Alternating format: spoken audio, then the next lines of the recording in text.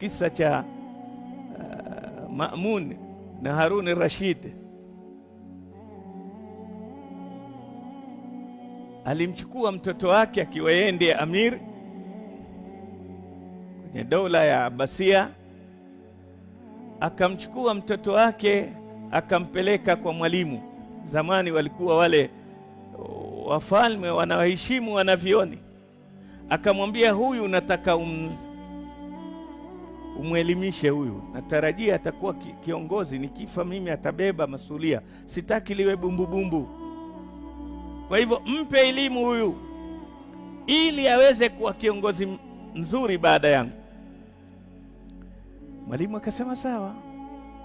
Siku moja yule mwalimu katika kumsomesha yule mtoto, siku moja akamchapa kiboko bila sababu. Mtoto wa kifalme yule akawa furious, kasirika sana. Nini wewe? Akamwambia nakupiga ya pili, tulia.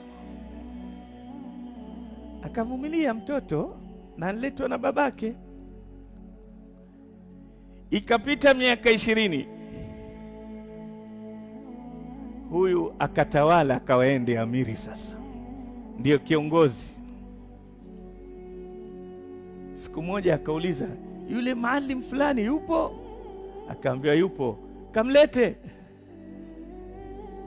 Akenda akaitwa, shakuwa mzee na yeye yuaja. Mke wake amuuliza, kwema? Anasema kwema. Alipoingia akamkaribisha, na maalim vipi? Akamwambia, mwalimu, mimi kuna jambo moja limenikera sana katika maisha yangu. Jambo gani?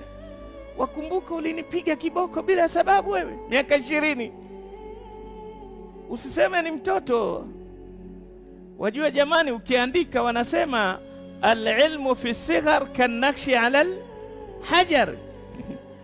Yale matukio ya udogoni yanakaa ni kama kuandika kwenye jiwe, hayafutiki. Mwalimu akacheka, ala, nawacheka. Wajua mimi ndiye mfalme. Na kuuliza wakumbuka? Akamwambia ndiyo. Kwani wewe wakumbuka mpaka leo? Akamwambia nisikumbuke. Kwa nini wakumbuka? Asema dhulma isauliki, ulinipiga bila sababu.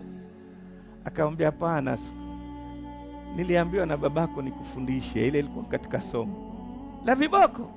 Amwambia kivipi?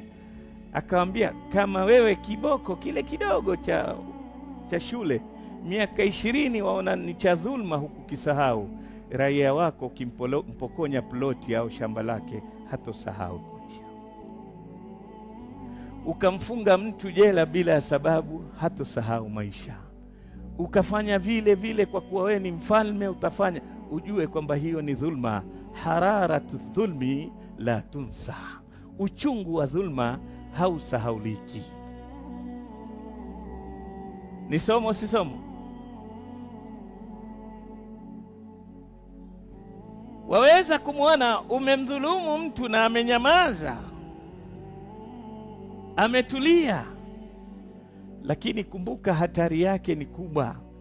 Wala sema la tadhlum ahadan, la tadhlimu ahadan hatta yu'limaka du'auhu, hatta la yu'limuka du'auhu. Usimdhulumu mtu. Huenda yeye akakosa nguvu ya kuregesha dhulma, lakini kumbuka ana dua, aweza akaiomba dua yake ikakupa maumivu zaidi kuliko hata vile wale ulivyofanya nini, ulivyomdhulumu.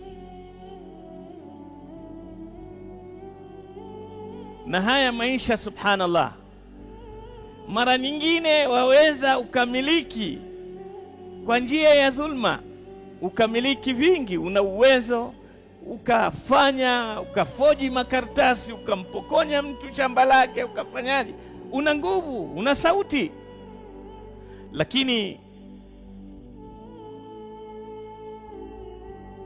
jua kwamba umempokonya shamba moja, dua yake yaweza kukupokonya mpaka maisha yako. Wewe si umempokonya shamba lake au duka lake, umemwonyesha nguvu, wasikika, labda serikali ya kusikia, umefanya dhulma na ametulia.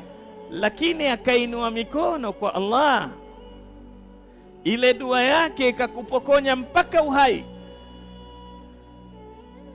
Kwa hivyo chunga dhulma. Lile lilikuwa ni somo na kufundisha, kama kiboko cha chuo kimekufanya usikisahau kwa miaka 20, hawa raia hawa unaowatawali, ukimdhulumu katika haki yake hatokusahau milele.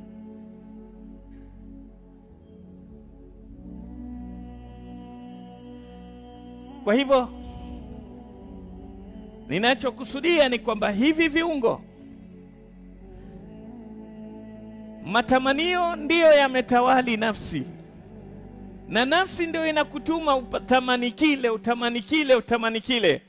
Lakini mwenye nguvu kulazimisha viungo vyako vifikie kwenye lile lengo ni moyo. Sasa nafsi imepambanishwa na silaha moja. Ukitaka kuweza kuikontroli nafsi, ukitaka kuikontroli akili, soma elimu, jiweke karibu na elimu, akili yako itakaa vizuri.